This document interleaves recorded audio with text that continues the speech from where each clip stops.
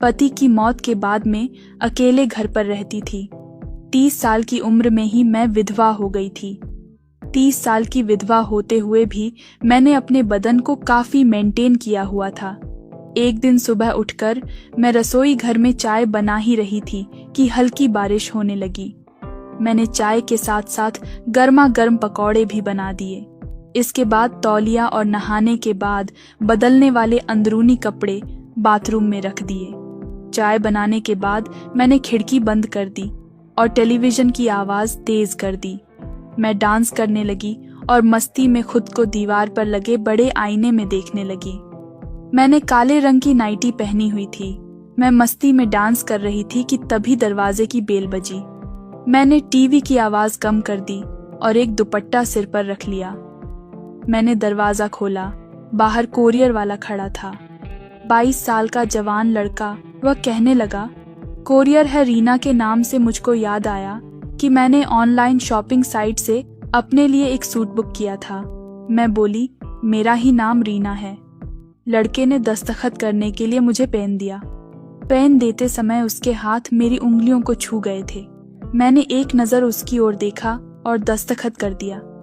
मैंने 1200 दिए तो लड़के ने 200 वापस कर दिए और बोला, 200 डिस्काउंट चल रहा है। मैंने उस लड़के को ध्यान से देखा जिसने आज के बेईमानी के ज़माने में भी ईमानदारी से सच कहा और 200 वापस कर दिए। थोड़ी देर बाद वह लड़का बोला, थोड़ा पानी मिलेगा?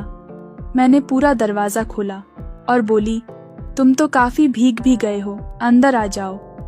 मैंने अपना सूट अलमारी में रखा और रसोई घर में पानी लेने चली गई। मैंने अपनी छाती से दुपट्टे को अलग कर दिया था। कुछ देर बाद मैंने लड़के को पानी दिया। पानी देते समय जैसे ही मैं थोड़ा झुकी, लड़के की नज़र मेरे उभारों पर जा टिकी। उसकी आंखें बड़ी बड़ी हो गईं। पानी पीते पीते वह लड़का नज़र बचाकर मेरे उभारों को देख रहा था। अचानक उसने छींक दिया। मैं बोली, तुम्हें तो सर्दी लग गई है, अभी बारिश भी तेज है। तुम चाहो तो थोड़ी देर यहाँ रुक सकते हो। तुम्हारे कपड़े भी काफी भीग गए हैं। चाहो तो बाथरूम में जाकर फ्रेश हो सकते हो। वह लड़का बाथरूम में चला गया। दरवाजा बंद करके लाइट जलाई। वहां मेरे नहाने के लिए तौलिया और अंदरूनी कपड़े पहले से ही रखे हुए थे। लड़के ने कमीज निकालकर उस तौलिए को पहले चुमा, फिर उसी से अपने बदन को पूछा। उसने मेरी ब्रा को अपने हाथ में लिया ही था कि तभी दरवाजे पर दस्तक हुई। उसने ब्रा को वहीं पर रख दिया और थोड़ा सा दरवाज़ा खोला। मैंने उसको काले रंग का कुर्ता दिया और बोली, यह लो, इसे पहन लेना। लड़के ने वह कुर्ता पहन लिया और अपनी कमीज सूखने के लिए डाल दी। वह बेडरूम में जाकर टेलीविज़न देखने लगा। मैं रसोई घर से चाय और पकौड़े ले आई और उसे पूछा, क्या नाम है तुम्हारा?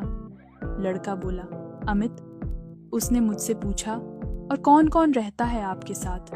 सिर्फ मैं और आपके पति। उनकी मौत हो गई है। माफ करना, पर कैसे एक एक्सीडेंट में?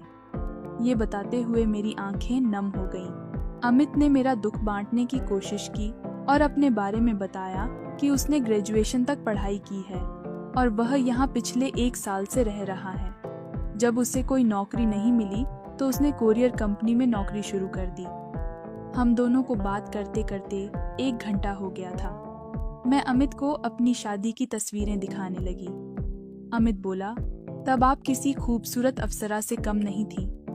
मैंने मुस्कुराते हुए कहा, अच्छा, और मैं खाली प्लेट और कप लेकर रसोई घर में चली गई। अब मैं नहाने की तैयारी कर रही थी।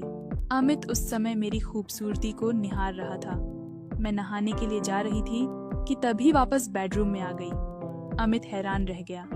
मैंने पूछा, कैसी लगी शादी? अमित बोला, बहुत खूबसूरत। वह मेरे गले के नीचे देख रहा था। वैसे अभी भी आप कुछ कम नहीं है। ये सुनकर मैं एक खास अदा में मुस्कुरा दी। मैं नहाने चली गई। कुछ देर बाद बाथरूम से आवाज आई, मैं अपना तौलिया लेना भूल गई हूँ, दे दो मुझे। अमित ने मुझको तौलिया दे दिया। मैं नहाकर बाहर आई। मैंने काला रंग का लहंगा और काले रंग की चोली पहनी थी।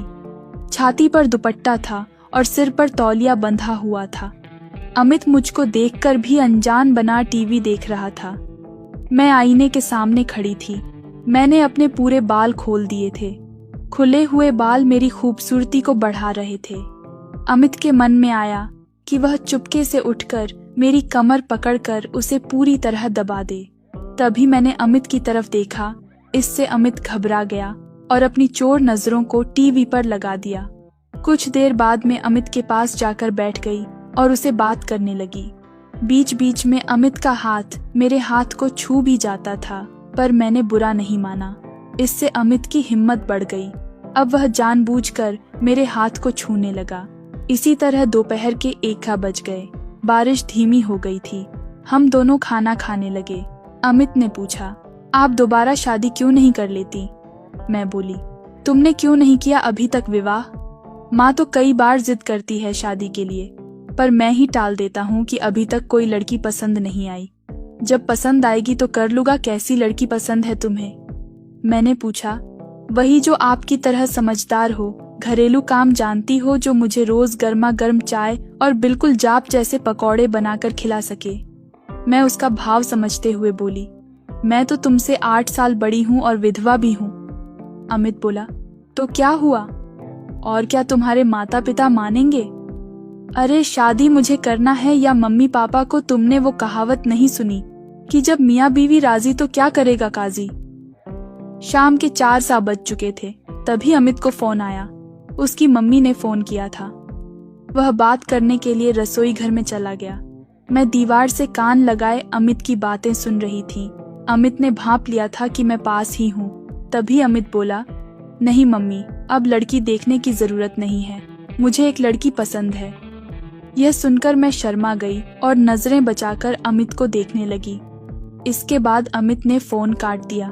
मैं पीछे से आकर उससे लिपट गई।